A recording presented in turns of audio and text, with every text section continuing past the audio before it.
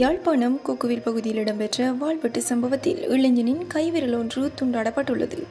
கொக்குவில் பகுதியில் உள்ள கடை ஒன்றின் களஞ்சியசாலை பொறுப்பாளராக குறித்த இளைஞன் வேலை செய்து வருகின்றார்.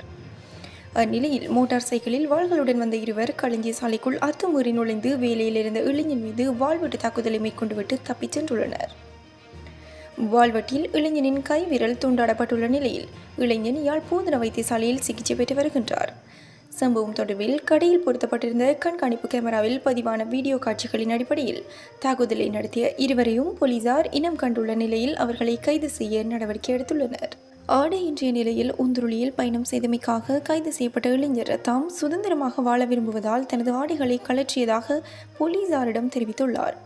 தனது ஆப்பிள் போனை வழியில் வீசி எறிந்ததாகவும் அவர் குறிப்பிட்டுள்ளார்.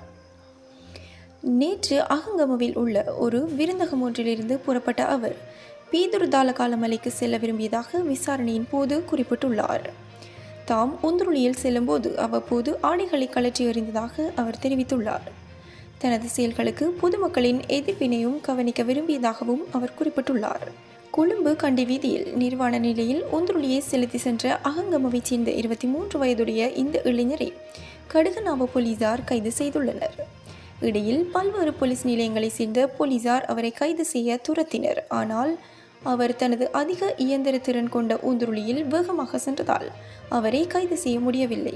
இருப்பினும் கடுகனாவ போலீசாரால் வீதி தடையை ஏற்படுத்தி அவரை பிடிக்க முடிந்திருந்தமை குறிப்பிடத்தக்கது.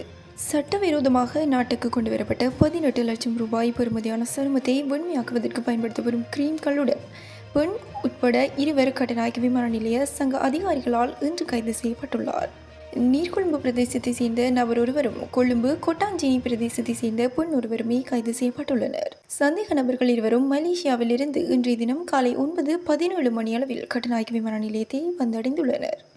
இதன்போது சுங்க அதிகாரிகளால் மேற்கொள்ளப்பட்ட சோதனையில் கொண்டு வந்த பயணப்பதிகளிலிருந்து சருமத்தை வெண்மையாக்குவதற்கு பயன்படுத்தப்படும் விட்டமின்கள் அடங்கிய 179 கிரீம் டின்கள் கைப்பற்றப்பட்டுள்ளன.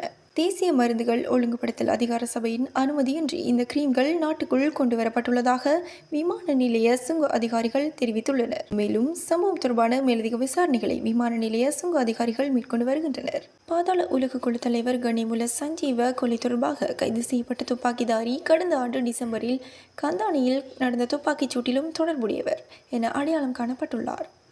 சமிந்து தில்ஷான் பியுமாங்க கந்தனாராட்சி 2024 டிசம்பர் 13 கந்தானையில் உள்ள ஒரு வீட்டில் துப்பாக்கிச்சூடு நடத்தி அங்கிருந்து தப்பி சென்றதாக போலீசார் தெரிவித்துள்ளனர். வெளிநாட்டில் வசிக்கும் ஒரு ஒழுங்கமைக்கப்பட்ட குற்றவாளியால் இந்த துப்பாக்கிச்சூடு திட்டமிடப்பட்டது என்பதும் விசாரணைகளில் தெரியவந்துள்ளது. இந்நிலையில் கொழும்பு குற்றப்பிரிவு சந்தேக நபரை 90 நாள் தடுப்பு காவல் உத்தரவின் கீழ் விசாரித்த பின்னர் இந்த தகவல் வெளிச்சத்துக்கு வந்துள்ளது.